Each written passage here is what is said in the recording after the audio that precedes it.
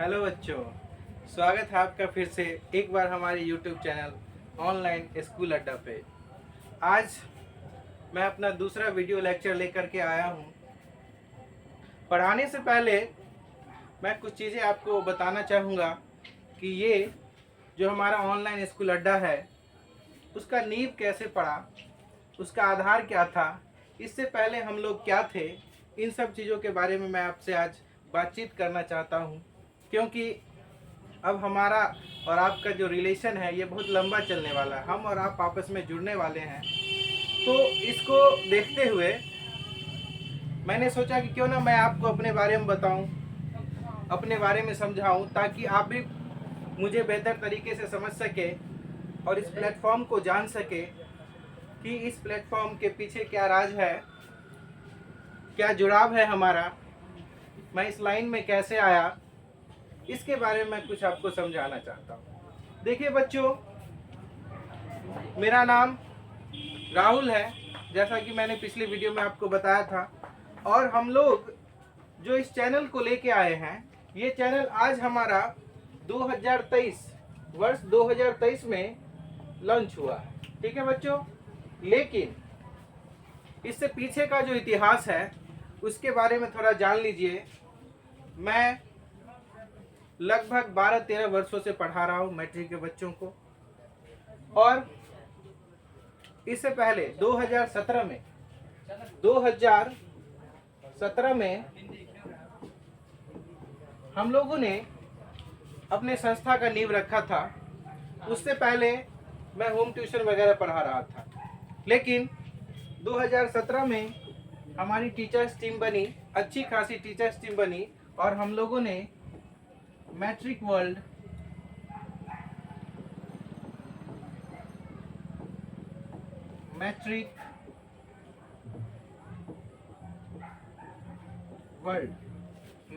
के नाम से हम लोगों ने अपनी संस्था को शुरू किया 2017 में। उसके बाद लगातार पहली बार ही 2017 में हमारी संस्था ने हरिशंकरी हाई स्कूल, जो हम लोगों के नज़दीक का स्कूल पड़ता है, उसमें हम टॉपर रहे। उसके बाद शायद हम लोगों ने लगातार प्रयास किया, और आज का जो परिणाम है जो आपके सामने देखने को मिल रहा है, मैं अब YouTube पर आप सभी बच्चों को, जितने बच्चे मुझे देखेंगे, हमारी टीम्स को देखेंगे, मैं अपने उन बच्चों से रूबरू कराऊंगा जिन्होंने इस मैट्रिक वर्ल्ड से जुड़कर अच्छा से अच्छा अंक प्राप्त किया था। उसका भी वीडियो मैं एक जरूर बनाऊंगा और आप लोगों के साथ शेयर करूंगा। उसके बाद बच्चों मैं बता दूं, 2018 में अच्छा रिजल्ट, 19 में, 20 में, इस तरह से लगातार हम लोगों ने रिजल्ट देने का काम किया। 20 में हमारे यहाँ से बच्चे जो 20 में आए थे उनका रिजल्ट 21 में हुआ, तो हमारे यहाँ 20 बच्चों ने, टोटल 20 बच्चों ने जो मार्क्स अचीव किया था वो 400 प्लस, टोटल 20 बच्चों ने हमारी संस्था से 400 प्लस मार्क्स अचीव किया था। और ये किसी भी संस्था के लिए गौरव की बात होगी, और आपको भी सुनकर शायद अच्छा जरूर लग रहा होगा कि किसी एक संस्था से 20-20 बच्चे 400 प्लस अंक ला रहे हैं। तो ये कहीं ना कहीं हमारे टीचर्स टीम का योगदान उसमें रहा, हमारा भी प्रयास रहा। और आप सोच रहे होंगे सर कि इन बातों को बताने का क्या फ़ायदा है, तो मैं एक अपना छोटा प्रमाण देना चाहता हूँ कि आप मुझसे जुड़िए, और मैं और मेरी टीम हमेशा आपके लिए बेहतर जरूर करेगी। इसका मैं एक छोटा ये प्रमाण दे रहा हूँ आप लोगों को। ठीक है बच्चों, देखिए 2020 में कहिए 20 बच्चों ने लाया, 21 में भी, माफ कीजिएगा, 21 में 20 बच्चों ने 400 प्लस लाया, फिर 22 में भी बच्चों ने 20 प्लस बच्चों ने हमारे यहाँ 400 प्लस लाया, और हाईएस्ट मार्क्स अभी तक का हमारे यहाँ का रिजल्ट रहा है 462 मार्क्स। 462 मार्क्स हाईएस्ट रहा है, जो पिछले साल रहा है। और इस साल 2023 में भी बच्चों ने 460 अंक लाया, 460 मार्क्स 460 मार्क्स हमारे बच्चों ने लाया। जिस साल 462 आया था उस साल भी हमारे यहाँ से 20 बच्चे 400 प्लस से थे। इस बार थोड़ा सा बच्चों दुख हुआ, लेकिन बच्चे भी इस बार भी ठीक ठाक रहे। इसमें 11 बच्चों ने 400 प्लस अंक लाया। तो हम लोगों का पूरा प्रयास रहता है कि ज़्यादा से ज़्यादा बच्चे यहाँ से अच्छा करके जाए। और सबसे बड़ी बात मैं बता दूं बच्चों कि इस बार मुझे भी काफ़ी अच्छा लगा और आपको भी सुन के काफ़ी अच्छा लगेगा। इस बार जिस बच्चे ने 460 अंक लाया था उसका मैथ में मार्क्स था, मैथ की बात करूंगा मैं, मैथ 100 आउट ऑफ 100, 100 में 100 अंक लाया उस बच्ची ने। सुप्रिया नाम की बच्ची है। तो ये देखकर मुझे भी बहुत अच्छा लगा, मुझे भी गौरव महसूस हुआ, हमारे टीचर्स टीम को भी बहुत अच्छा लगा। और ये चीज़ मैं आप लोगों को बता रहा हूँ इसलिए कि आप हमसे जुड़े, हम आपके उम्मीदों को कभी तोड़ेंगे नहीं। इसी के साथ आज मैं फिजिक्स, जैसा कि आप हमारे बैकग्राउंड में देख रहे होंगे, लाइट, मैं आज लाइट की चर्चा करूंगा। फिजिक्स लेकर के आया हूं, पहला चैप्टर। जो बच्चे बिहार बोर्ड से जुड़े होंगे उनको जरूर पता होगा कि पहला चैप्टर का नाम है प्रकाश का परावर्तन। तो उसमें जो मेन फैक्ट्स है उसको हम देख रहे हैं कि यह है प्रकाश का परावर्तन। तो कहीं ना कहीं प्रकाश के परावर्तन को समझने से पहले हमें प्रकाश को समझना बहुत जरूरी है, क्योंकि जब तक किसी के आधार, किसी के नींव को नहीं समझेंगे तब तक एक अच्छी इमारत खड़ी करनी संभव नहीं है। वो आप भी जानते होंगे बखूबी। ठीक है बच्चों, तो आज हम चर्चा करेंगे लाइट के बारे में। What is light? लाइट क्या है? प्रकाश क्या है? इससे हमारे दैनिक जीवन पर क्या क्या प्रभाव पड़ सकता। ठीक है बच्चों, तो आज जो भी चीजें आप हमें देख रहे हैं ये भी कहीं ना कहीं देख रहे होंगे लाइट का ही इफेक्ट है। अगर लाइट ना हो तो हम देख नहीं पाएंगे। तो सबसे बड़ा फैक्टर यह है कि ये जो प्रकाश है ये हमें किसी वस्तु को देखने की अनुभूति प्रदान करता है। यानी दैट मीन्स क्या हो गया कि with the help of light, प्रकाश के माध्यम से हम किसी वस्तु को क्या करते हैं, देखते हैं। Light is a factor which help us to look any object. किसी भी वस्तु को देखने में जो हमारा मदद करता है वही क्या है, लाइट है। That is light. ठीक है बच्चों, मैं बाइलिंगुअल लेकर के चलूंगा ताकि जो बच्चे अदर बोर्ड में भी हो, देख रहे हो, तो थोड़ा उनको भी समझ में आ जाए। और आपको तो पता है स्पेशली हम लोग बिहार बोर्ड के लिए ये वीडियो बना रहे हैं, लेकिन हमारा प्रयास है कि हमारा जो एक ज्ञान है, हमारी जो छोटी सी नॉलेज है, उस नॉलेज को मैं हर बोर्ड के बच्चों तक पहुंचा सकूं इस यूट्यूब चैनल के माध्यम से, ऑनलाइन स्कूल अड्डा के माध्यम से। ठीक है बच्चों, तो आज हम बात कर रहे हैं लाइट के बारे में। तो हमने बताया light is a factor which help us to look any object. लाइट एक ऐसा कारक है, एक बाह्य कारक है जो हमें किसी वस्तु को देखने में क्या करता है, मदद करता है। दैनिक जीवन की बहुत सारी घटनाएं हैं जो लाइट के कारण होती है। ठीक है बच्चों, तो हम देखेंगे कि कुछ फैक्ट्स को देखें। चलिए, तो आज जो चैप्टर है, आज का चैप्टर है प्रकाश का परावर्तन। आज का चैप्टर है बच्चों प्रकाश का परावर्तन। That means reflection of light. क्या कहेंगे बच्चों? Reflection of light. ओके, तो देखिए आज हम उस फैक्टर को पढ़ने वाले हैं जिसमें आपके पास है 1 2 3 4 5 6 7, ये 7 फेरों वाली सीरीज कह सकते हैं। क्या? बिल्कुल सही है। तो हम क्या कर सकते हैं, ये 7 फेरों वाली सीरीज है। अब वो मत समझिएगा शादी वाला 7 फेरा नहीं, ये आपको कामयाबी तक ले जाएगा। ठीक है, बहुत बच्चे कुछ और समझ गए होंगे, लेकिन it's a part of joke. थोड़ा बहुत पढ़ाई के बीच आनंद के लिए भी कुछ कुछ कर लेना चाहिए, ताकि हमारा दिमाग रिफ्रेश होता रहे, है ना। आप लोग कंप्यूटर जानते होंगे, उसको बार बार रिफ्रेश करना पड़ता है ताकि वह ठीक से चलता रहे। तो मैं कह सकते हैं it is a parts of joke, जो मैं आपके सामने मैंने कहा 7 फेरों वाली सीरीज। ठीक है बच्चों, तो आज हम इस 7 फैक्टर को जानेंगे, प्रकाश को जानेंगे। किसको जानेंगे? प्रकाश को, और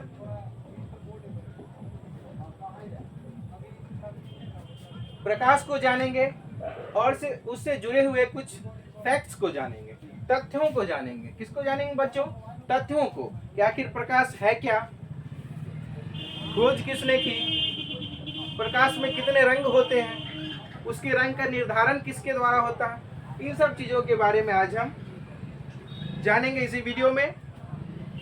तो पहला आपका पॉइंट है प्रकाश और उसके तथ्य।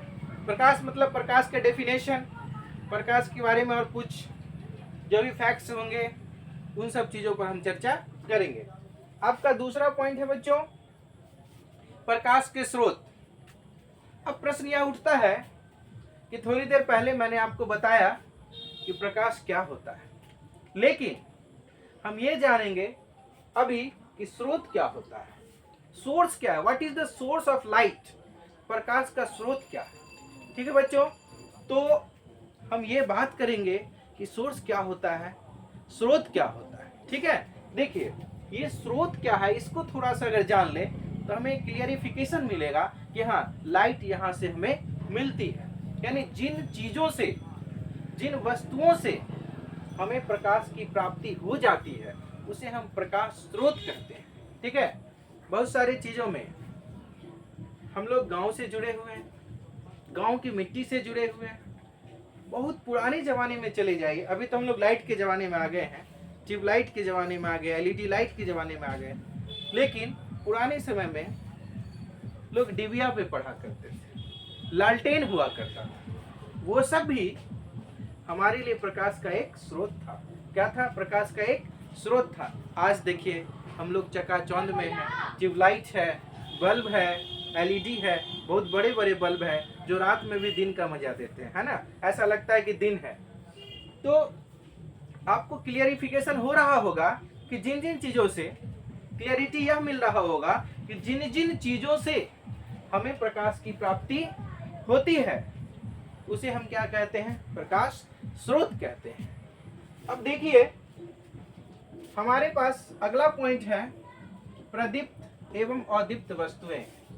अब कुछ चीजें ऐसी होती है जो लाइट प्रोड्यूस करती हैं, प्रकाश देती हैं, कुछ वस्तुएं ऐसी होती है जो लाइट प्रोड्यूस नहीं करती है, प्रकाश नहीं देती है। तो उन पे भी हम चर्चा करेंगे कि जो लाइट देगी उसको क्या कहेंगे, जो वस्तुएं लाइट नहीं देगी, प्रकाश नहीं देंगी, उसको क्या कहेंगे।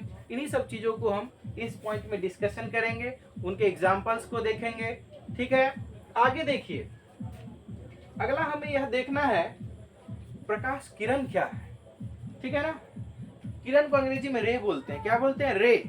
ठीक है ना, व्हाट इज लाइट रे, प्रकाश किरण क्या है उसके बारे में जानेंगे। किरण क्या है, किरण कैसा होता है, किरण का समूह क्या होता है, वह कितने प्रकार का होता है, इन सब चीजों को हम जानेंगे। वह हमारा पॉइंट होगा प्रकाश किरण। ठीक है बच्चों, आगे देखिए अगला पॉइंट है हमारा किरण पुंज। तो प्रश्न यह उठता है कि किरण पुंज क्या होता है। तो जब बहुत सारे लाइट एक साथ आ जाते हैं, क्या होता है? बहुत सारे लाइट एक साथ आ जाते हैं तो उसको हम किरण पुंज कहते हैं। उसके बारे में डिटेल्स में चर्चा अंदर में करेंगे। नेक्स्ट पॉइंट है हमारा प्रकाश के आधार पर पदार्थों का वर्गीकरण, यानी प्रकाश के साथ पदार्थों का क्या व्यवहार होता है। कुछ ऐसे पदार्थ होते हैं जिनसे प्रकाश आर पार कर जाता है, कुछ ऐसे पदार्थ होते हैं जिनसे प्रकाश आर पार नहीं करता है, कुछ ऐसे पदार्थ होते हैं जिनसे आंशिक रूप से आर पार करता है। तो इस तरह से पदार्थ के आधार, अगर हम प्रकाश के आधार पर देखें तो ये मेरा बनाया हुआ पॉइंट है। ऐसा आप किसी किताब में नहीं देखेंगे, नहीं तो बहुत बच्चे कहेंगे सर आप क्या पढ़ा रहे हैं, किताब में ऐसा कुछ दिख नहीं रहा। ये मेरा अपना पॉइंट ऑफ व्यू है। इसमें मैं ये कहना चाह रहा हूँ कि प्रकाश के प्रॉपर्टीज, उसके चलने के गुण के आधार पे मैं वस्तुओं को 3 भाग में बांट दूंगा। एक होगा पारदर्शी, अपारदर्शी, पारभासी। इन चीजों पर चर्चा करेंगे। और आखिरी पॉइंट होगा प्रकाश का परावर्तन, रिफ्लेक्शन ऑफ लाइट। आप भी जानते हैं बहुत सारी घटनाएं होती हैं जिसमें प्रकाश का परावर्तन होता है। जैसे कोई ऑब्जेक्ट बनता है, कोई इमेज बनता है कहीं, तो उसमें भी रिफ्लेक्शन ऑफ लाइट बहुत ही ज़्यादा योगदान देती है। अगर लाइट का रिफ्लेक्शन ना हो तो किसी भी ऑब्जेक्ट का इमेज बनना पॉसिबल नहीं है। किसी भी ऑब्जेक्ट का प्रतिबिंब, किसी भी वस्तु का प्रतिबिंब कहीं भी बनना संभव नहीं है। इवन हमारी आंखों पर भी बनना संभव नहीं है, क्योंकि आप लोग भी महसूस किए होंगे अंधेरे में हमें कुछ दिखाई नहीं देता। किसी भी वस्तु का प्रतिबिंब हमारी आंखों पर बनता ही नहीं है। क्या बच्चों, है ना? किसी भी वस्तु का प्रतिबिंब हमारी आंखों पर बनता ही नहीं है। तो कहीं ना कहीं किसी वस्तु को देखने में, किसी वस्तु का इमेज कहीं बनने में, हर जगह लाइट का तो रोल है ही, लेकिन उसमें महत्वपूर्ण भूमिका निभाता है रिफ्लेक्शन ऑफ लाइट। जब तक लाइट का रिफ्लेक्शन न हो, परावर्तन न हो, तब तक प्रतिबिंब बनना ही संभव नहीं है, किसी वस्तु का दिखना ही संभव नहीं है। तो इन्हीं तथ्यों पर आज हम चर्चा करेंगे। इसको मैंने अपने तरफ से नाम दे दिया 7 फेरों वाली सीरीज। चले इन 7 पॉइंट को, इन 7 तथ्यों को हम डिस्कशन करेंगे। हर एक स्लाइड को बारी बारी से देखते चलेंगे, उस पर डिटेल्स में चर्चा करेंगे। ठीक है बच्चों, मैं उम्मीद करता हूँ आपको समझ में आ रहा होगा और आप इंजॉय कर रहे होंगे। ठीक है, बाकी समझने में कोई दिक्कत हो तो आप कमेंट बॉक्स में अपना कमेंट डाल देंगे, मैं आपको वहां समझाने का प्रयास करूंगा। चलिए तो हम देखते हैं नेक्स्ट स्लाइड को, ये हमारा नेक्स्ट स्लाइड क्या कहता है। देखिए, तो बड़ा ही खूबसूरत है स्लाइड। आपको दिख रहा होगा कि सर यहाँ पे गोल गोल है, फूल है, आंख है, फिर ह्यूमन ब्रेन दिख रहा है, तो फिर यहाँ पे इसका इमेज दिख रहा है। सर ये है क्या? तो पॉइंट क्या कहता है, how do we see, how do we see, हम कैसे देखते हैं, हमें कैसे दिखाई देता है। तो इसी पॉइंट पे हम चर्चा करेंगे। रिफ्लेक्शन ऑफ लाइट का ये एक इम्पोर्टेंट फैक्टर है। हम देखेंगे बच्चों कि हम किसी भी वस्तु को कैसे देख पाते हैं। यानी आप हमें देख रहे हैं, कैसे देख रहे हैं? ठीक है, आपको बोर्ड दिख रहा होगा, कैसे दिख रहा है? आपको आपके आसपास की चीजें दिख रही होंगी, कैसे दिख रहा हो? तो इसमें कहीं ना कहीं रिफ्लेक्शन ऑफ लाइट वर्क करता है।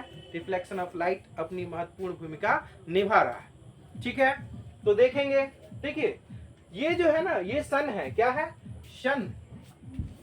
इसको हम कह सकते हैं बच्चों, ये सन है, सन। और ये हमारे लिए सोर्स ऑफ लाइट है, ये प्रकाश का एक स्रोत है। हमने अभी तुरंत समझा है कि जिन वस्तुओं से हमें प्रकाश की प्राप्ति होती है, उन वस्तु को क्या कहते हैं? प्रकाश का स्रोत कहते हैं। तो यहाँ हम क्या देख रहे हैं कि लाइट जो है वो सन से लाइट निकल रहा है। ठीक है, तो सन से लाइट निकलती है और यह लाइट, यह प्रकाश किसी न किसी वस्तु पर जा करके पड़ती है। ठीक है बच्चों, तो देखिए ये जो लाइट जा रहा है वो किसी न किसी सोर्स से निकलती है, किसी न किसी स्रोत से निकलती है, और निकलने के बाद, ठीक है बच्चों, निकलने के बाद वह प्रकाश किसी न किसी वस्तु पर जाकर पड़ती है, और वस्तु पर जाकर पड़ती है। उसके बाद वो प्रकाश जो वस्तु पर पड़ती है, उस प्रकाश को वस्तु क्या करते हैं? रिफ्लेक्ट कर देती है। क्या कर देती है? रिफ्लेक्ट कर देती है। और रिफ्लेक्ट होने के बाद वो जो रिफ्लेक्टेड लाइट होता है परावर्तित प्रकाश होता है वो हमारी आंखों तक पहुंचता है। ये कहाँ पहुंचता है? हमारी आंखों तक पहुंचता है। हमारी आंख उसको ऑब्जर्व करती है, प्रकाश को ग्रहण करती है, लेती है, और उसके बाद हमारी आंखों पर ऑब्जेक्ट बनता है। ठीक है। अब कहोगे सर ऑब्जेक्ट तो बन गया, तो हमें वस्तु दिखनी चाहिए। बिल्कुल दिखनी चाहिए, लेकिन वस्तु को रिकॉग्नाइज भी तो करना है, पहचानना भी तो है। हमारे आंख का काम क्या होता है कि यह केवल ऑब्जेक्ट को हमारी आंखों पर बना देती है, लेकिन यह ऑब्जेक्ट किस चीज का है इसको पहचानने का काम कौन करती है? हमारा मस्तिष्क करता है, ब्रेन करता है। कौन करता है बच्चों? ब्रेन करता है। ठीक है। तो कोई भी वस्तु, ध्यान देंगे, कोई भी वस्तु का प्रतिबिंब बनता क्या है? तो हमारी आंखों पर, और उसको और डिटेल में जानेंगे अगले चैप्टर में। लेकिन मैं यहाँ बता दूं, मेंशन कर दूं कि हमारे आंखों के रेटिना पे जाके बनता है। कहाँ बनता है? रेटिना पर। कैसा बनता है ये मैं हर चीजें बारी बारी से सब चैप्टर में डिस्कशन होगी, लेकिन अभी हम ये जानेंगे कि जो प्रतिबिंब है वो हमारी आंखों के रेटिना पर बनता है, और उस इमेज को रिकॉग्नाइज करने का, पहचानने का काम हमारा ब्रेन करता है। कौन करता है? ब्रेन। और तब ब्रेन इंफॉर्मेशन देता है ये जो प्रतिबिंब है वह किस वस्तु का प्रतिबिंब बना है। तो आप यहाँ देख रहे हैं कि ये जो लाइट आया है यह एक फ्लावर है। क्या है? फ्लावर। ओके। तो ये लाइट जो इंसिडेंट हुआ है, जो पड़ा है आकर के, वो एक फ्लावर पर, एक फूल पर पड़ा है, और इस फूल का प्रतिबिंब हमारी आंखों पर बनता है, और यह आंख उस प्रतिबिंब को भेजता है मस्तिष्क के पास कि देखिए कुछ हमारे पास बना है, क्या है आप पहचानिए। तो मस्तिष्क क्या करता है? हमें सूचना देता है कि किस चीज का प्रतिबिंब बना है। इसी प्रोसेस से हम किसी वस्तु को देखते हैं और किसी वस्तु को पहचानते हैं। तो यही था हाउ डू वी सी, हम कैसे देखते हैं। मैं उम्मीद करता हूं कि आपको समझ में आ गया होगा। अगर नहीं आया होगा तो आप कमेंट बॉक्स में जरूर लिखें, लेकिन मैंने अपने तरफ से पूरा प्रयास किया है ताकि आपको यह वीडियो समझ में आए। चलिए बच्चों, देखते हैं नेक्स्ट स्लाइड को और जानते हैं। देखिए, अब मैं जिसकी बात कर रहा था वो अब आपके सामने है, प्रकाश, अंग्रेजी में लाइट।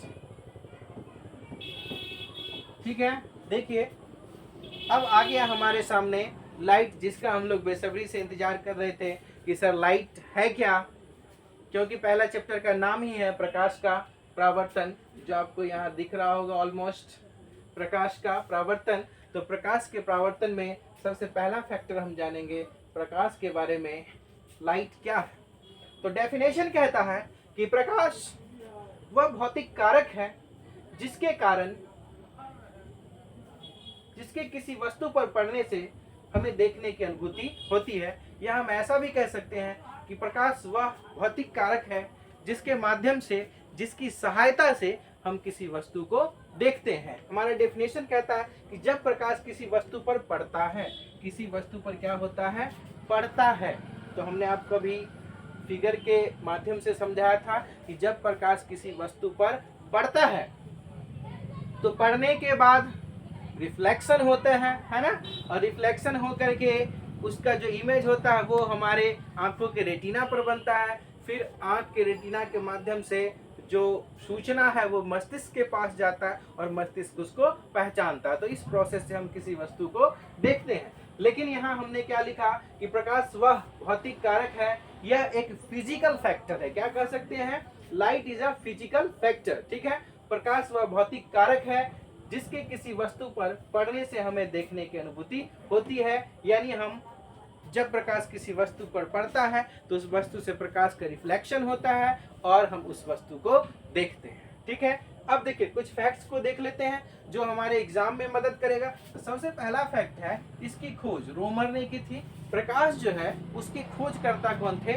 रोमर नामक वैज्ञानिक थे। वैसे बच्चों, प्रकाश के अलग अलग गुण का खोज अलग अलग वैज्ञानिकों ने किया, लेकिन ज्यादा कॉम्पिटिटिव एग्जामों में आपको प्रकाश के खोजकर्ता के रूप में रोमर ही दिखाई देता है। कहीं कहीं प्रकाश के बारे में आइंस्टीन ने भी बताया है, न्यूटन ने भी बताया है। ठीक है बच्चों, तो बहुत बच्चों के मन में आ रहा होगा इस तरह का विवाद कि सर न्यूटन ने भी कहा है तो न्यूटन भी हो सकता है, आइंस्टीन ने भी कहा वो भी हो सकते हैं।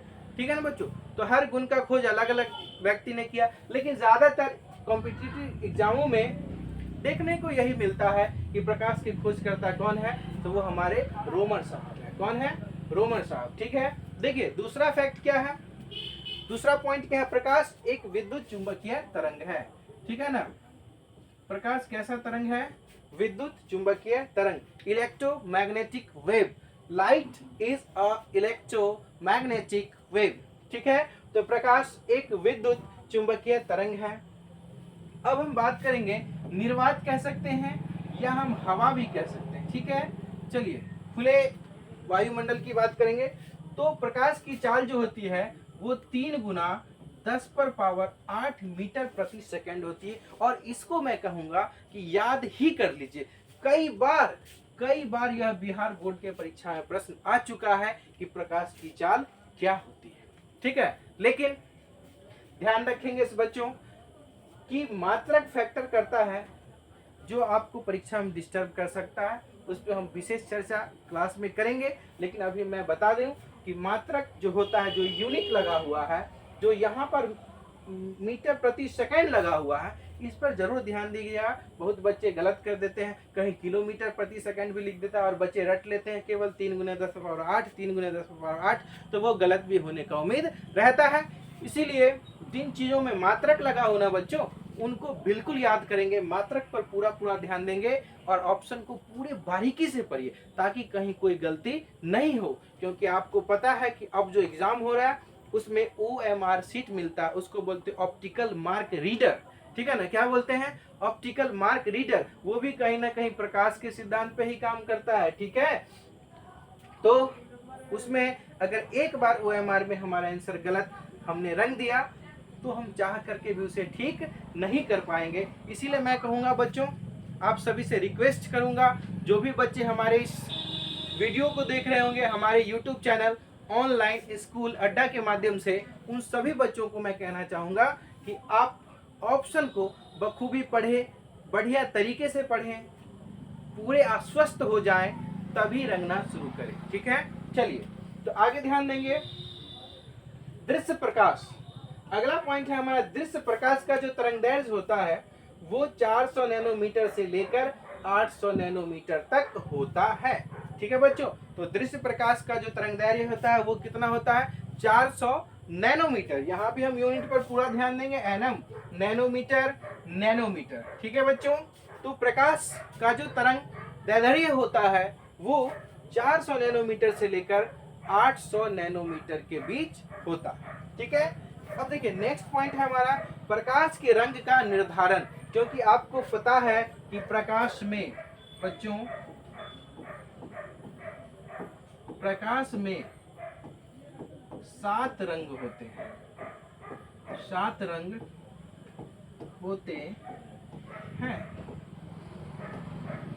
ठीक है, जिसे हम लोग पै जा नी ह पी ना ला बोलते हैं। ठीक है, ये हमारा शॉर्ट फॉर्म है जिसे हम अलग अलग रंग को इंडिकेट करते हैं, वो अगले चैप्टर में डिटेल्स में हम लोग पढ़ेंगे। तो उस प्रकाश में 7 रंग होते हैं जिसको सूचित करने के लिए बे जा नी ह पी ना ला शब्द का प्रयोग किया जाता है। तो ये जो अलग अलग रंग होते हैं ना बच्चों, ये जो 7 रंग होते हैं, इस रंग का निर्धारण अर्थात प्रकाश का कौन सा रंग कैसा होगा, इसका निर्धारण कौन करता है? उसका तरंगदैर्घ्य करता है कि प्रकाश में रंग कितने तरंगदैर्घ्य पे लाल होगा, कितने तरंगदैर्घ्य पे नीला होगा, कितने पर पीला होगा, कितने पर बैगनी होगा। तो ये जो रंग का निर्धारण है वो कौन करता है? उसका तरंगदैर्घ्य करता है। ठीक है बच्चों, तो प्रकाश जो होता है उसमें कितने रंग होते हैं? 7।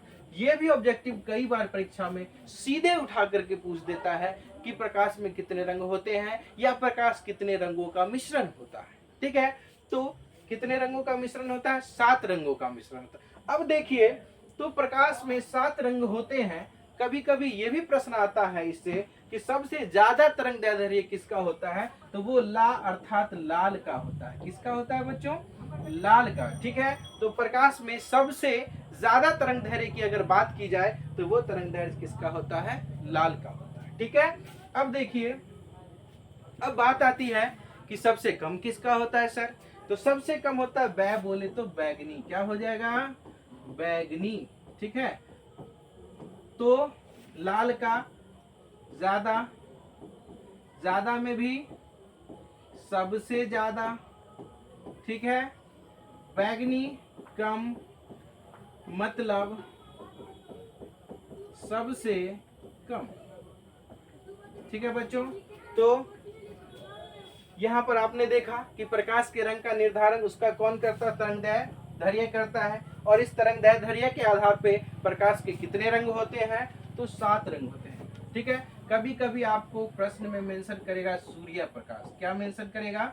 सूर्य प्रकाश। सूर्य प्रकाश में कितने रंग होते हैं? 7 रंग होते हैं। ठीक है, जिसके रंगों को अलग अलग देखना हो ना तो आप प्रिज्म का यूज कर सकते हैं, जो हम अगले चैप्टर में सब कुछ डिटेल में पढ़ेंगे, लेकिन अभी हम केवल प्रकाश के बारे में जान रहे हैं। ठीक है, तो सूर्य प्रकाश कितने रंगों का मिश्रण होता है? 7 रंगों का मिश्रण होता है।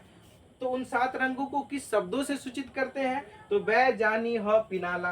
बै से बैगनी, जामुनी, नीला, हरा, पीला, नारंगी, लाल। इस तरह से अलग अलग चीजों से हम उसे क्या करते हैं? सूचित करते हैं। ठीक है बच्चों, देखिए अब अगला पॉइंट आता है। ये स्लाइड आपको मैं उम्मीद करता हूं पूरा समझ में आ गया होगा। अब देखिए हम अगले स्लाइड पे चलेंगे।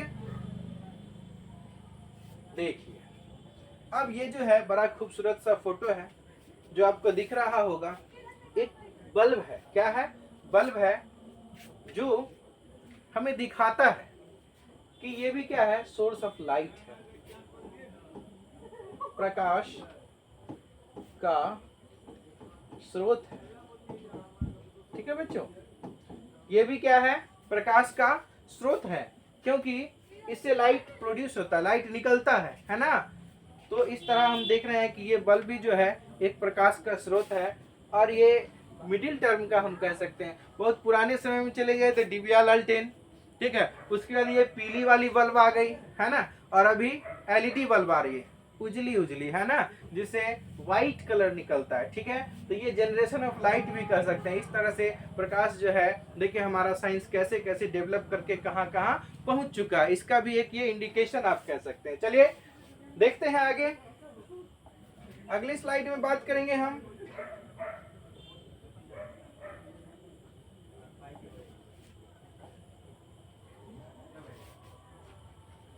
अब देखेंगे ये जो प्रकाश स्रोत होता है उस पे हम चर्चा करेंगे और उसके प्रकारों को देखेंगे कि प्रकाश स्रोत कितने प्रकार का होता है। चलिए, तो हमारा डेफिनेशन कहता है कि जिन वस्तुओं से प्रकाश की उत्पत्ति होती है, यही मेन फैक्टर है आपका, मेन पॉइंट यही है। प्रकाश की क्या होती है? उत्पत्ति होती है, अर्थात प्रकाश निकलता है ना।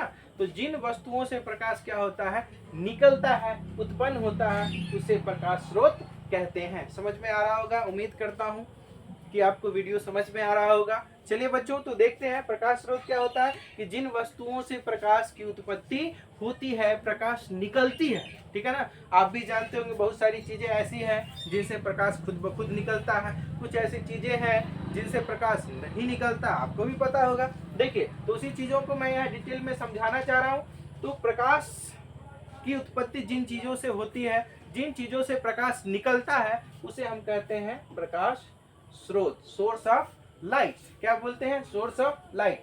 जैसे देखिए एग्जांपल आपके सामने सूर्य, इससे भी प्रकाश निकलता है ना। इसके बिना तो कहिए कि प्रकाश अधूरा अधूरा ही है।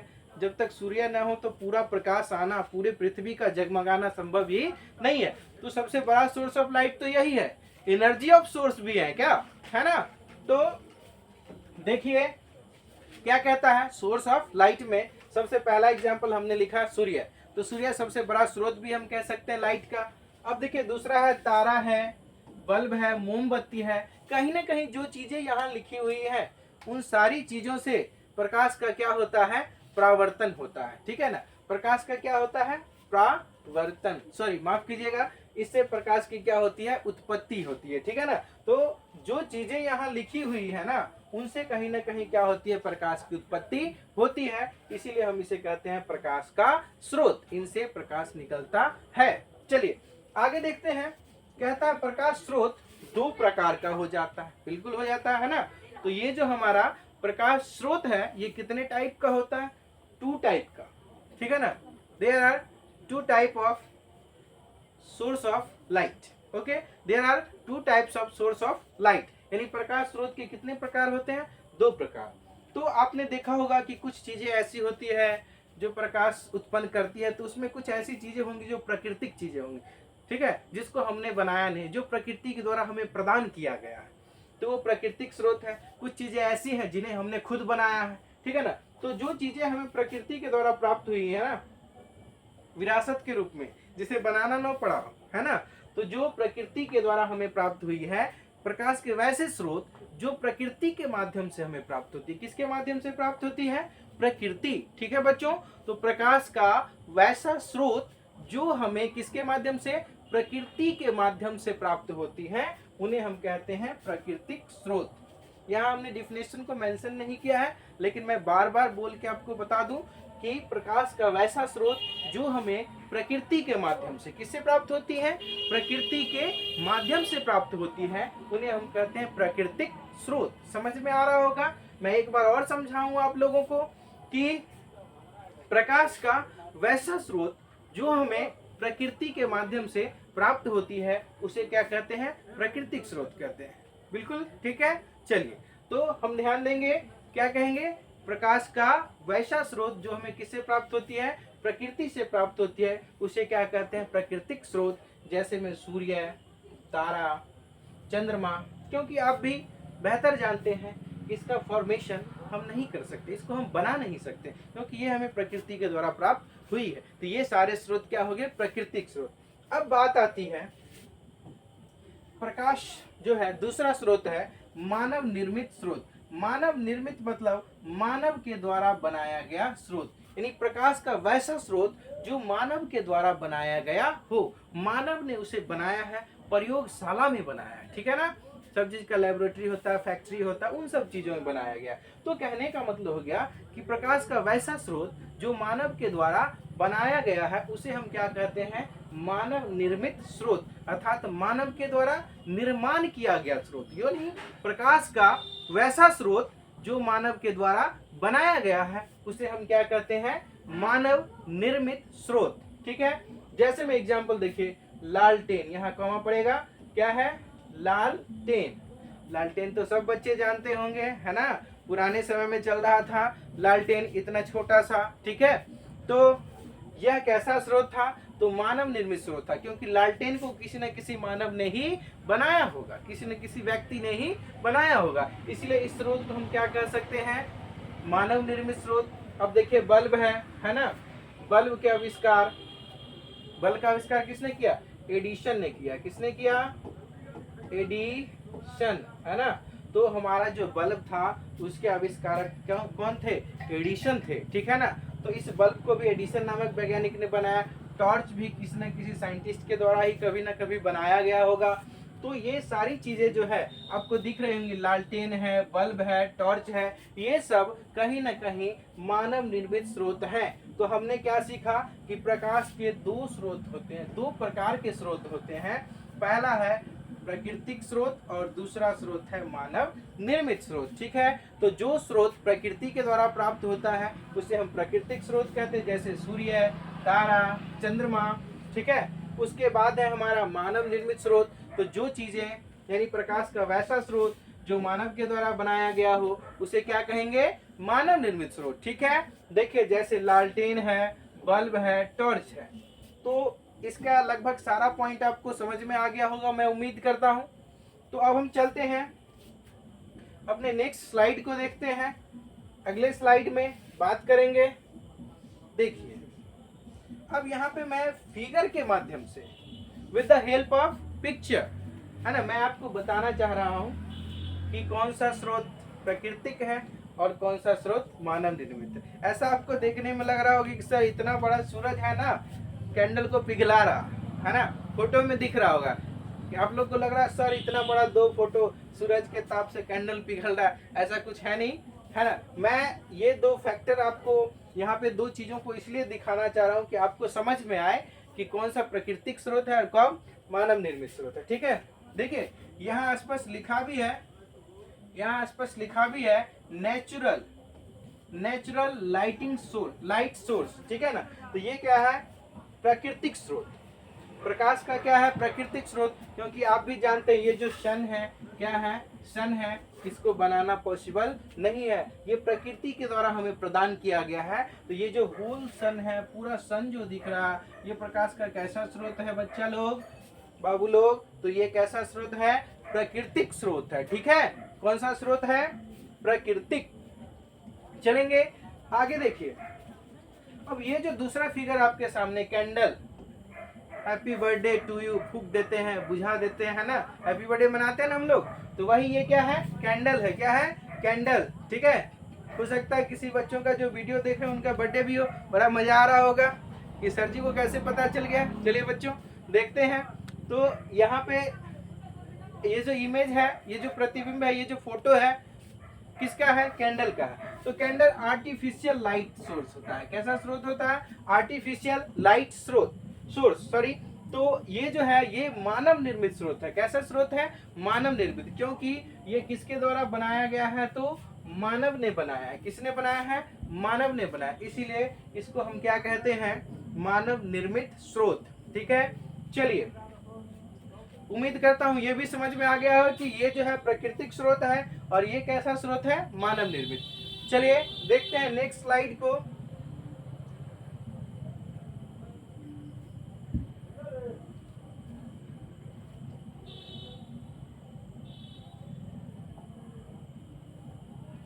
चलिए अब ये मेरे तरफ से आप लोगों को होमवर्क है, मैं अगले वीडियो में बताऊंगा, आप लोग होमवर्क मेरे तरफ से करके रखिएगा कि ये जो पिक्चर है, ये जो आपको यहाँ दिख रहा है ना, ये लाइट का कौन सा सोर्स है, नेचुरल सोर्स है, आर्टिफिशियल सोर्स है, यानी ये जो भी पिक्चर आपको दिखाई दे रहा है, ठीक है ना, इसमें कौन सा प्राकृतिक स्रोत है, कौन सा मानव निर्मित स्रोत है, ये होमवर्क मेरे तरफ से होगा। आप लोग कमेंट बॉक्स में डालेंगे कि सर ये वाला आपका कौन सा स्रोत था, प्राकृतिक था, ये मानव निर्मित था। मैं सबके कमेंट का जवाब जरूर दूंगा। जितने बच्चे इस वीडियो को देखेंगे, देख रहे होंगे, ठीक है ना, उन सारे बच्चों से रिक्वेस्ट रहेगा, ये होमवर्क हमारे तरफ से है कि इसमें बताना है कि ये नेचुरल है या ये प्राकृतिक स्रोत है, कि मानव निर्मित स्रोत है, कि प्राकृतिक स्रोत है, मानव निर्मित स्रोत, इन चीजों को आप पहचानेंगे। ये हमारे तरफ से HW रहा आप लोगों को। ठीक है बच्चों, तो इसको करेंगे, बिल्कुल बड़ा मजा आएगा आपको,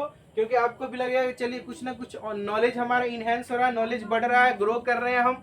क्योंकि जो चीजें आप एक बार खुद कर लेते हैं ना, उन पे भरोसा हो जाता है, और खुद कर लेने के बाद अगर काम अच्छे तरीके से हो जाए तो शायद ही गलती होने का कभी आपको ऐसा लगेगा कि शायद ही अब दोबारा गलती होगा, ये सवाल हमसे बन जाएगा, मुझे बेहतर तरीके से समझ में आ गया।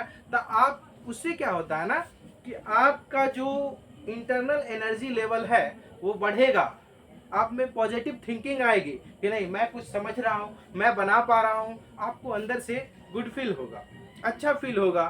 ठीक है, चलिए तो इसी उम्मीद के साथ मैं आप लोगों को ये होमवर्क में छोड़ रहा हूँ कि आपको ये करना है, ये लाइट का कौन सा सोर्स है, कौन सा प्राकृतिक स्रोत है, कौन सा मानव निर्मित स्रोत है। चलिए बच्चों नेक्स्ट स्लाइड को देखते हैं।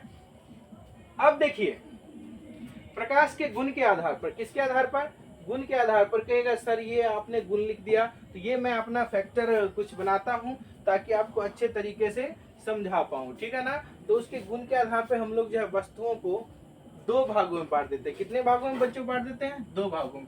यानी कुछ ऐसी चीजें होती हैं जो लाइट खुद प्रोड्यूस करती है, कुछ चीजें ऐसी होती है जो लाइट प्रोड्यूस नहीं कर पाती है। तो इस तरह से ना कि प्रकाश का जो ये भी एक गुण कह सकते हैं, इसके आधार पर वस्तुएं कितनी प्रकार की हो जाती हैं, 2 प्रकार की हो जाती है। ये मेरा अपना पॉइंट ऑफ व्यू है, किताब में आपको कहीं ये चीज मेंशन नहीं है, लेकिन आपको अच्छे तरीके से समझ में आए उन चीजों को समझाने के लिए मैंने यहाँ पे इसको इंक्लूड किया है, इसको आप अन्यथा नहीं लेंगे। चलिए मेन फैक्टर आपका है प्रतिदीप्त वस्तुएं, ठीक है, और दूसरा है अदीप्त वस्तुएं। इन दो चीजों को हम बेहतर तरीके से समझने का प्रयास करेंगे। ठीक है बच्चों, तो देखिए सबसे पहला है आपका प्रतिदीप्त। ठीक है, प्रदीप्त वस्तुएं यानी डेफिनेशन इसका क्या कहता है, परिभाषा क्या कहता है, वे वस्तुएं जो अपना प्रकाश स्वयं उत्सर्जित करती है, यानी जो वस्तुएं अपने प्रकाश को खुद प्रोड्यूस कर लेती है, स्वयं उत्सर्जित कर लेती हैं, उन सभी वस्तुओं को हम क्या कहते हैं, प्रतिदीप्त वस्तुएं। आपने भी देखा होगा आपके आसपास की चीजें होंगी जिनसे लाइट निकलती होंगी, कुछ ऐसी चीजें होंगी जिनसे लाइट नहीं निकलती होंगी। तो इस तरह से ना लाइट प्रोड्यूस दो तरीके से होता है। तो कुछ वस्तुएं ऐसी होती है जो लाइट प्रोड्यूस करती है, जो अपना प्रकाश खुद उत्पन्न करती है। तो वे वस्तुएं जो अपना प्रकाश स्वयं उत्सर्जित करती हैं, क्या करती हैं, स्वयं उत्सर्जित करती हैं, उन्हें हम क्या कहते हैं, प्रदीप्त वस्तुएं। जैसे देखिए सूर्य, आपको पता होगा बहुत बड़ा सोर्स ऑफ लाइट है, डेली भगवान निकलते हैं, है ना, ओम सूर्याय नमः भास्कराय नमः हम लोग करते रहते हैं। तो यही क्या है ना, हमारे लिए सोर्स ऑफ एनर्जी भी है, सोर्स ऑफ लाइट भी है। ठीक है, तो इनसे प्रकाश खुद ब खुद निकलता है, इसीलिए हम इसे कह सकते हैं प्रतिदीप्त। ठीक है, या प्रदीप्त वस्तुएं। दूसरा है बल्ब, आपको भी पता है बल्ब को जलाते हैं तो उससे लाइट प्रोड्यूस होता है ना, तो ये भी क्या है आपका प्रदीप्त वस्तु है। ठीक है, दूसरा है मोमबत्ती, इसको भी जब हम जलाते हैं तो इससे भी प्रकाश निकलता है। लालटेन है, इससे भी प्रकाश निकलता है ना। तो इन सारी चीजों से कहीं ना कहीं प्रकाश उत्पन्न होता है, ये सभी चीजें प्रकाश उत्पन्न करती हैं, इसीलिए हम इन्हें क्या कहते हैं, प्रदीप्त वस्तुएं। ठीक है, तो उम्मीद करता हूँ ये आपको पॉइंट समझ में आ रहा होगा कि वे वस्तुएं जो अपना प्रकाश स्वयं उत्सर्जित करती हैं, उन वस्तुओं को हम क्या कहते हैं, प्रदीप्त वस्तुएं। जैसे सूर्य, बल्ब, मोमबत्ती, लालटेन इत्यादि। यहाँ पे हम ETC भी ऐड कर सकते हैं। चलिए नेक्स्ट देखते हैं, दूसरा पॉइंट है हमारा। चलिए दूसरे पॉइंट को देखते हैं, करा अदीप्त वस्तुएं, यानी इसका ठीक उल्टा अ। हिंदी में आप जाइएगा ना तो अ का अर्थ नहीं भी होता है। अ का अर्थ क्या होता है, कहीं कहीं आपको नहीं भी दिखाई देगा। जैसे हम कहते हैं अनर्थ, अर्थात जिसका कोई अर्थ नहीं, अनर्थ हो जा रहा है। ठीक है, यानी कहने का मतलब क्या है ना कि जो है ना कहीं नहीं का भी सोर्स देता है। तो यानी कहने का मतलब अदीप्त, क्या कहता है, अदीप्त। ठीक है ना, यानी जिससे कोई दीप्त अर्थात कोई उत्पन्न प्रकाश नहीं हो, प्रकाश की कोई उत्पत्ति नहीं हो। यानी डेफिनेशन क्या कहता है कि वे वस्तुएं जो अपना प्रकाश स्वयं उत्सर्जित नहीं कर पाती है। ठीक है ना, क्या कर पाती है, नहीं कर पाती है। तो यहाँ आपको दिख रहा होगा और जो है ये नहीं के अर्थ में आ रहा है, किसके अर्थ में आ रहा है, नहीं के अर्थ में आ रहा है। ठीक है ना, तो वे वस्तुएं जो अपना प्रकाश उत्सर्जित नहीं कर पाती हैं, उन्हें हम कहते हैं अदीप्त वस्तु। क्या कहते हैं, अदीप्त वस्तुएं। यहाँ पे देखिए कॉमा छूट गया, मिस्टेक है टाइप में। चलिए हम यहाँ कॉमा दे दिए थोड़ा बड़ा सा ताकि आपको दिखे। देखिए तो क्या लिखा हुआ है, जैसे मिट्टी है, आप देखे होंगे मिट्टी कभी अपना प्रकाश उत्पन्न कर ही नहीं सकती है। कलम है, ये भी कभी प्रकाश उत्पन्न करती है, नहीं ना करती है। किताब है, क्या ये किताब प्रकाश उत्पन्न करती है, नहीं करती है। ठीक है ना, तो ये सारी चीजें अदीप्त है, क्योंकि इनसे प्रकाश की उत्पत्ति नहीं होती है। समझ में आ रहा होगा मैं उम्मीद करता हूं। तो आपने देखा कि जिन चीजों से प्रकाश की उत्पत्ति होती है, प्रकाश निकलता है, उसे हम प्रतिदीप्त वस्तुएं कहते हैं। और जिन चीजों से प्रकाश उत्पन्न नहीं होता है, उसे हम क्या कहते हैं, अदीप्त वस्तुएं। ठीक है, तो ये भी मैं उम्मीद करता हूं कि आपको समझ में आ रहा होगा कि वे वस्तुएं जो अपना प्रकाश स्वयं उत्सर्जित करती हैं, ठीक है ना, स्वयं उत्सर्जित करती है, उसे हम कहते हैं प्रदीप्त वस्तु। क्या कहते हैं, प्रदीप्त वस्तु। जैसे सूर्य, बल्ब, मोमबत्ती, लालटेन। ठीक है, नेक्स्ट है आपका कि जो वस्तुएं अपना प्रकाश उत्पन्न नहीं कर पाती, यही मेन पॉइंट है कि जो वस्तुएं अपना प्रकाश उत्पन्न नहीं कर पाती है, उसे हम कहते हैं अदीप्त वस्तुएं। ठीक है, अब हम देखते हैं नेक्स्ट स्लाइड को।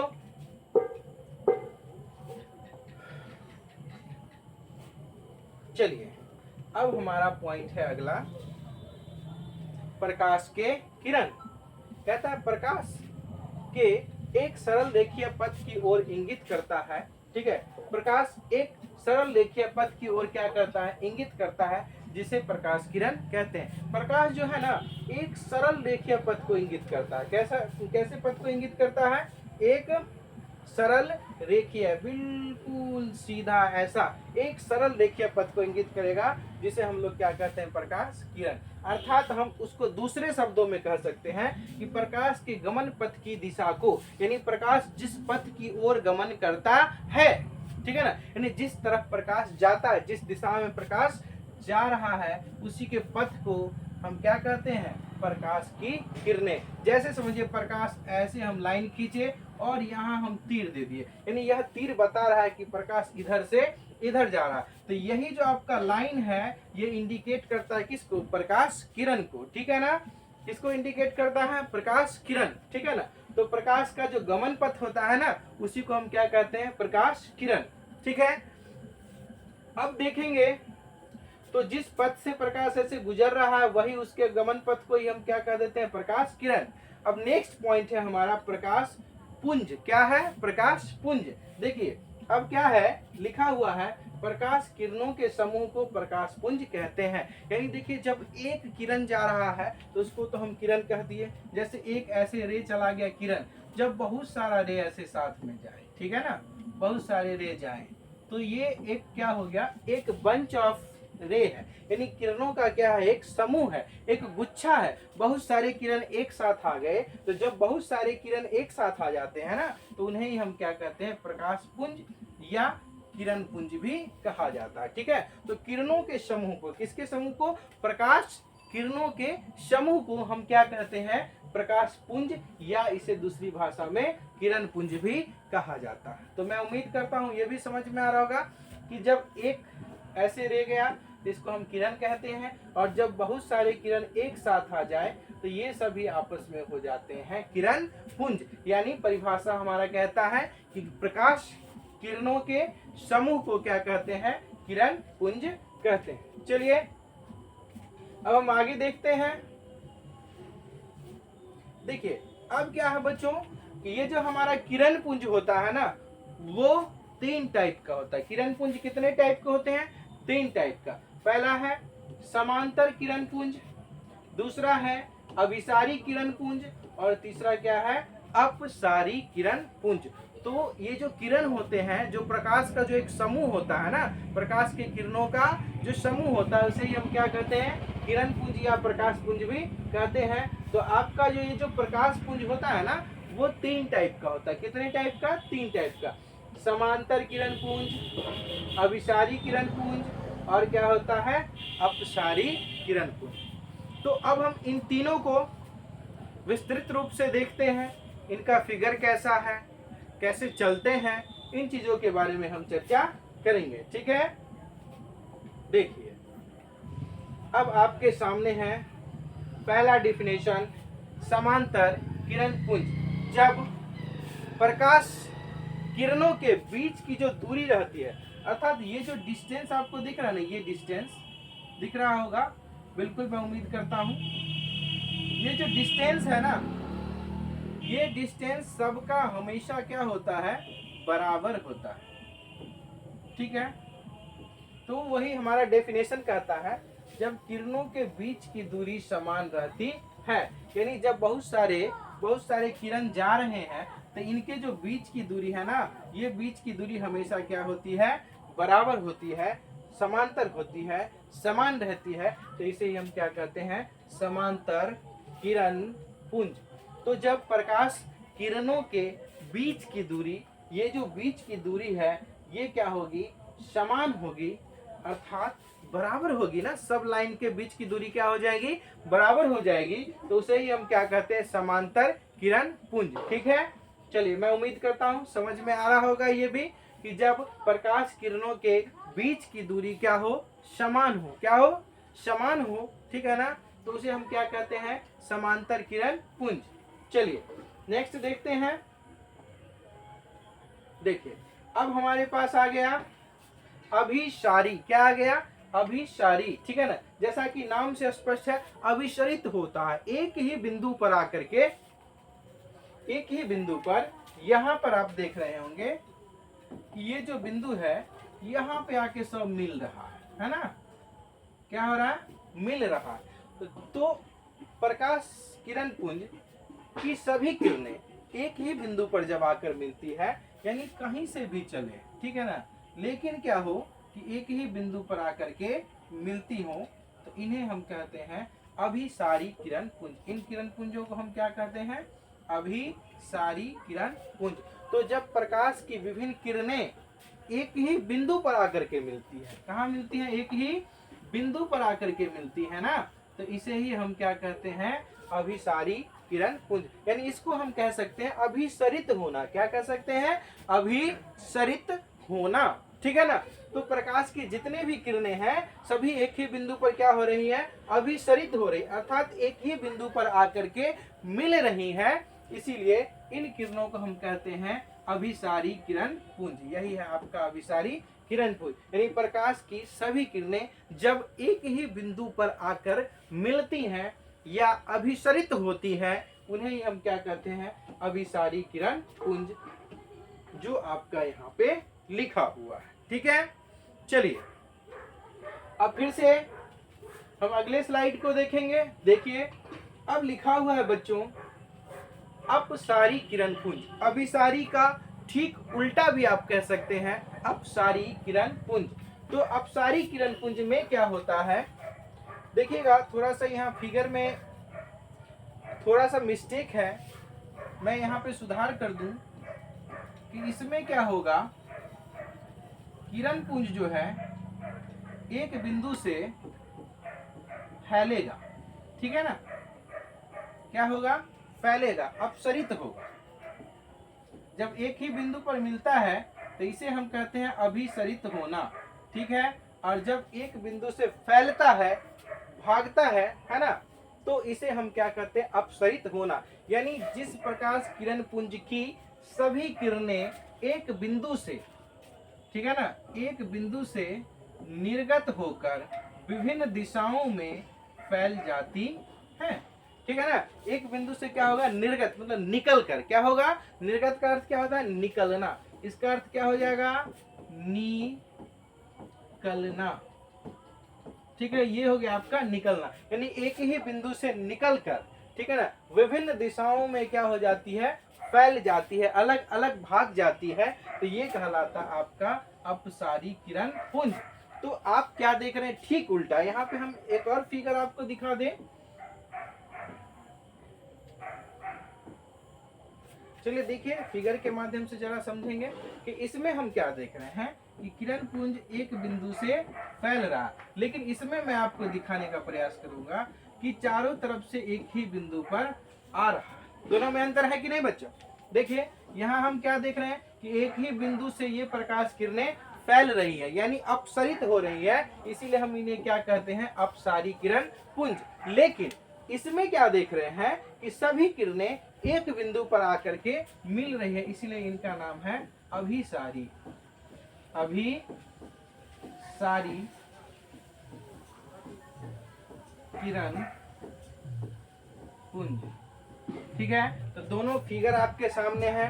ये है आपका अपसारी, क्या है? अपसारी, और ये क्या है? अभिसारी। तो दोनों में डिफरेंस आपको समझ में आ रहा होगा। मैं उम्मीद करता हूं कि जब प्रकाश किरणें विभिन्न दिशाओं से एक ही बिंदु पर आकर मिलती हैं तो उन्हें हम कहते हैं अभिसारी किरण पुंज।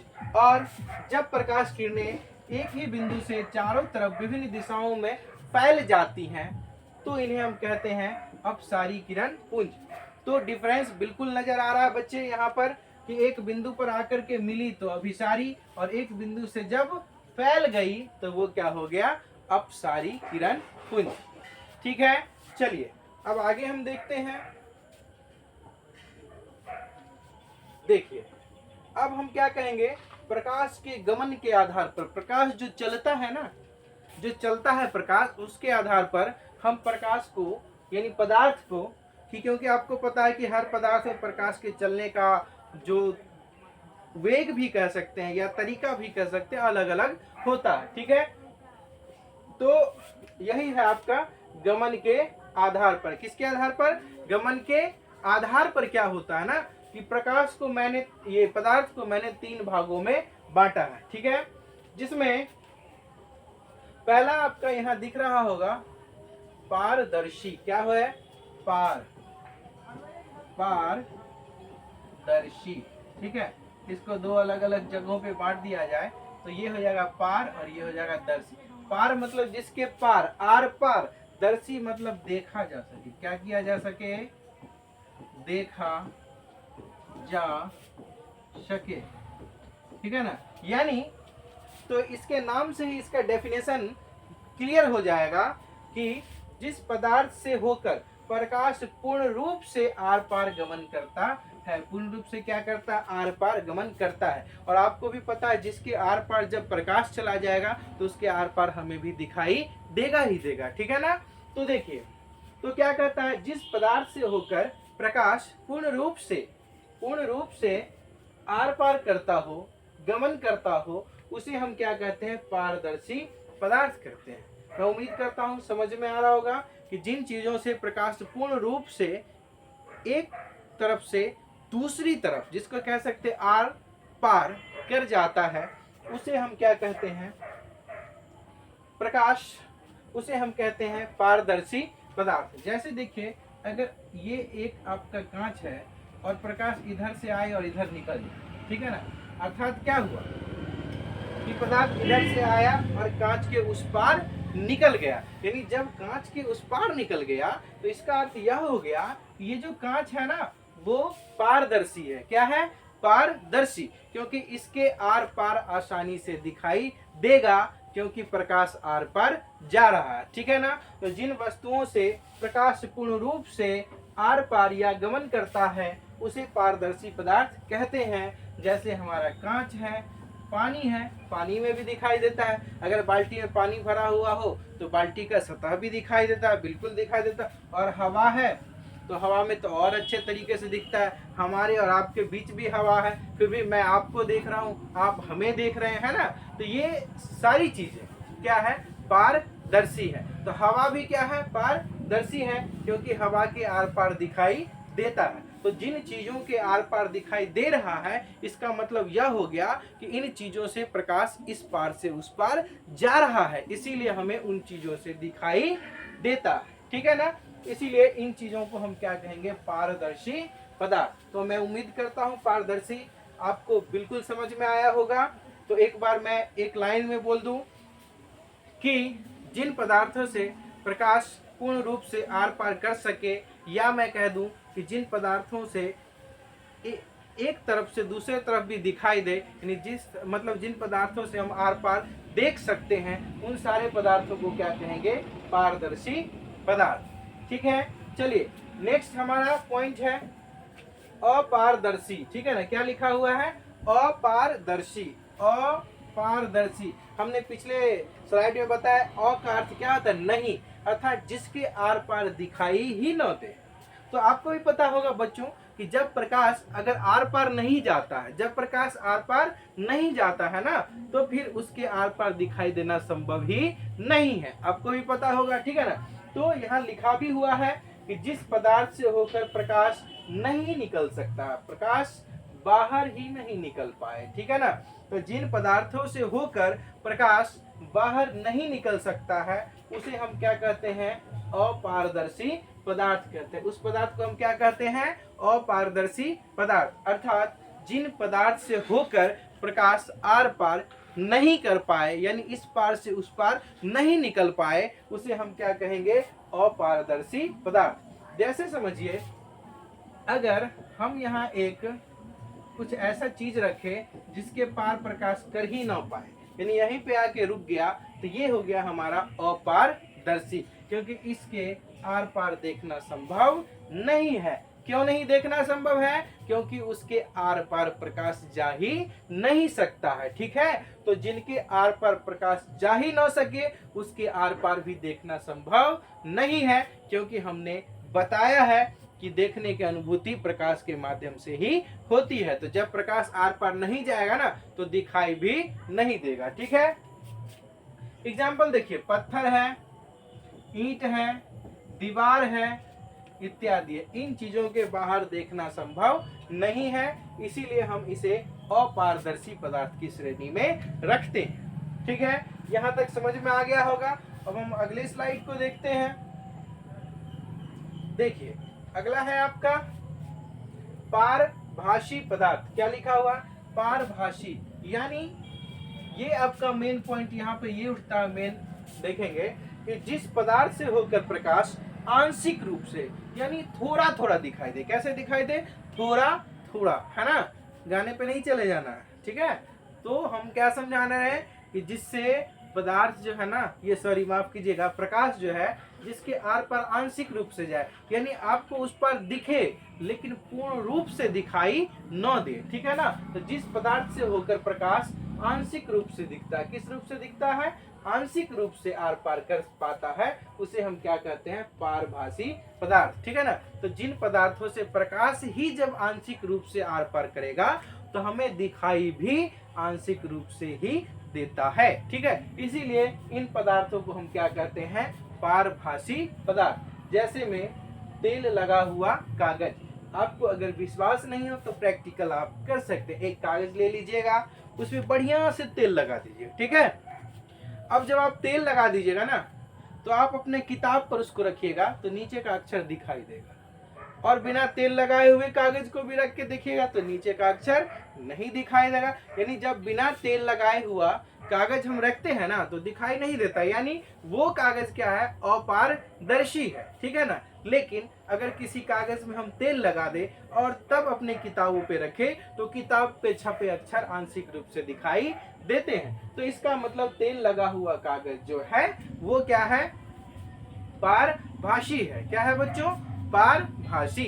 ठीक है, चलिए आगे देखते हैं। अगला पॉइंट है आपका घिसा हुआ कांच। ठीक है, अगला पॉइंट क्या है? घिसा हुआ कांच। तो घिसा हुआ जो कांच है ना, ये आपको क्या होगा ना, इसमें भी आपको आंशिक रूप से दिखाई देगा। जैसे कोई कांच घिस गया, आपका चश्मा ही मान लीजिए घिस गया, है ना, आपका चश्मा क्या हो गया? घिस गया। तो जब चश्मा आपका घिस जाता है तो आप चश्मा लगाइएगा तो धुंधला धुंधला दिखेगा, पूरा पूरा साफ साफ दिखाई नहीं देगा। इसका मतलब वो क्या है? वो आपका हो गया पारभाषी। वो क्या हो गया? पारभाषी। समझ में आ रहा है ना? तो यानी जिन चीजों से क्या हो कि हमें आंशिक रूप से आर पार दिखाई दे, वो सारी चीजें क्या हो जाएंगी? पारभाषी हो जाएंगी। ठीक है, मैं उम्मीद करता हूँ पारभाषी समझ में आ रहा होगा। नहीं समझ में आ रहा होगा तो वो चश्मा खरीद लेंगे, है ना, और चश्मे को बालू पर क्या करेंगे? रगड़ देंगे कस के। ठीक है, चश्मे को बालू पर क्या कर देंगे? रगड़ देंगे, और तब लगा के देखिएगा तो ठीक से दिखाई नहीं देगा। ठीक है ना, तो इसका मतलब वो चश्मा क्या हो गया? पारभाषी हो गया। क्या हो गया? पारभाषी, क्योंकि उसका कांच क्या हो गया? घिस गया। तो जो कांच घिस जाता है ना, उसके भी आर पार दिखाई नहीं देता है, इसीलिए उसे हम क्या कहते हैं? पारभाषी कहते हैं। तो मुझे उम्मीद है कि आपको समझ में आ गया होगा कि तेल लगा हुआ कागज भी पारभाषी है और घिसा हुआ कांच भी क्या है? पारभाषी है। ठीक है, चलिए देखते हैं। अब जो है आज का जो वीडियो है वो यहीं तक रहेगा, और अगले दिन हम चर्चा करेंगे प्रकाश के परावर्तन पर। किस पे चर्चा होगी? अगले वीडियो में चर्चा होगी प्रकाश के परावर्तन पर। तब तक के लिए मैं कहूँगा जो हमारा यह मेहनत है उस पे आप एक लाइक जरूर करें, और हमारे चैनल को ज़्यादा से ज़्यादा लोगों तक शेयर करें, ताकि ज़्यादा से ज़्यादा बच्चों तक हमारा यह छोटा सा प्रयास, क्योंकि आपने ही हमें इस काबिल बनाया है कि मैं यहाँ आप लोगों को पढ़ा पाऊँ। ये आप लोगों का प्यार है। अगर आप लोग हमें इतना प्यार नहीं देते, हमारी संस्था को, मैट्रिक वर्ल्ड को इतना प्यार दुलार नहीं देते, तो शायद आज हम यहाँ खड़े नहीं होते। और मैं इसके लिए आप सभी बच्चों का पूरे दिल से धन्यवाद करना चाहूँगा कि आप सभी बच्चों ने मैट्रिक वर्ल्ड को पूरा पूरा प्यार दिया और मैट्रिक वर्ल्ड को इस काबिल बनाया कि आज मैट्रिक वर्ल्ड इस डिजिटल बोर्ड के साथ आप लोगों को पढ़ा रही है। और प्रयास मेरा हमेशा रहेगा कि आपको मैं अच्छे से अच्छा ज्ञान दे सकूं, आपको मेहनत के लिए प्रेरित कर सकूं। ठीक है, ताकि आप भी हम लोगों के साथ कदम से कदम मिलाकर आगे चले और सफलता के उन ऊंचाइयों को छुए जिसे आप प्राप्त करना चाहते हैं। तो मैं इसलिए कहूँगा कि आप हमारे इस YouTube चैनल ऑनलाइन स्कूल अड्डा को ज़्यादा से ज़्यादा बच्चों तक शेयर करें, ज़्यादा से ज़्यादा बच्चों तक बढ़ाएं, ताकि यह ज्ञान सभी बच्चों तक पहुंच सके, नियमित रूप से पहुंच सके, ताकि अधिक से अधिक बच्चे लाभान्वित हो सके और हमारे प्रयास को देख सकें। ठीक है बच्चों, तो अपनी उपस्थिति दर्ज करने के लिए एक लाइक जरूर करेंगे। अगर वीडियो अच्छा लगा हो तो लाइक करेंगे, समझ में कहीं ना आया होगा तो कमेंट जरूर करेंगे। ठीक है, और अधिक से अधिक लोगों तक शेयर भी करेंगे। इतनी ही बातों के साथ मैं विदा लेता हूँ। आप लोगों का पूरे दिल से धन्यवाद करता हूँ जो आपने अपना कीमती समय दिया और इस वीडियो को देखा। हमें उस काबिल समझा आप लोगों ने कि इस वीडियो को आप पूरा देख रहे हैं। इसके लिए बहुत बहुत धन्यवाद है। फिर मिलते हैं हम लोग नेक्स्ट वीडियो में पूरे एंजॉय के साथ, और मैं उम्मीद करूंगा आप हमेशा खुश रहें, मस्त रहें, जहां भी रहें, और मुस्कुराते रहें। ठीक है, और इसी के साथ मैं इस वीडियो को समाप्त करूंगा। आज का लेक्चर यहीं रहेगा। बहुत बहुत धन्यवाद।